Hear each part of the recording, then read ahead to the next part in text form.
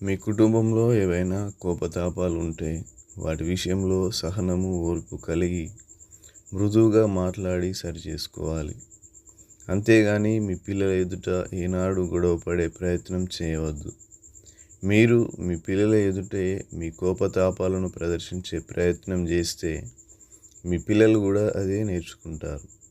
అటువంటి కుటుంబం కట్టబడడం కానీ దేవుని మహిమపరచడం కానీ సాధ్యం కాదు. నీ భర్త ఒకవేళ కోపతాపాలు ప్రదర్శిస్తుంటే నీవు జ్ఞానం కలిగిన స్త్రీవైతే తిరిగి కోపాన్ని ప్రదర్శించవు. నీవు పెంచుకోవాల్సినటువంటి బిడ్డలు ఉన్నారు. నీవు కట్టుకోవాల్సిన గృహము ఉంది. జ్ఞానం కలిగిన స్త్రీ తన భర్త మూర్ఖముగా ప్రవర్తిస్తున్నప్పుడు తమ బిడ్డలు పాడైపోకూడదని వారి ఎదుట చక్కని ఆత్మీయతను, మాదిరిని కనపరుస్తుంది. అప్పుడు ఆ బిడ్డలు కూడా అదే ఆత్మీయతను, సహనాన్ని తిరిగి కనపరుస్తారు.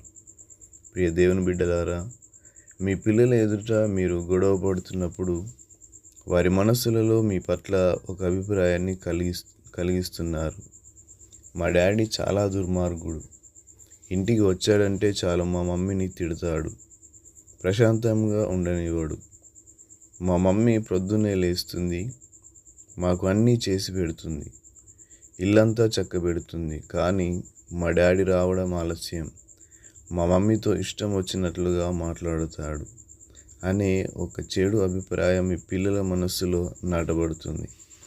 ఒకసారి మీ పిల్లల మనస్సులో మా డాడీ దుర్మార్గుడు అని ముద్ర పడితే అది మీరు చనిపోయే వరకు వారి మనస్సులో నుంచి పోదని మరవద్దు.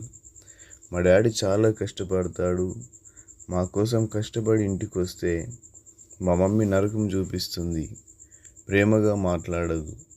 మా మమ్మీ చాలా గయ్యాలి, ఎంత పడితే అలా మాట్లాడుతుంది.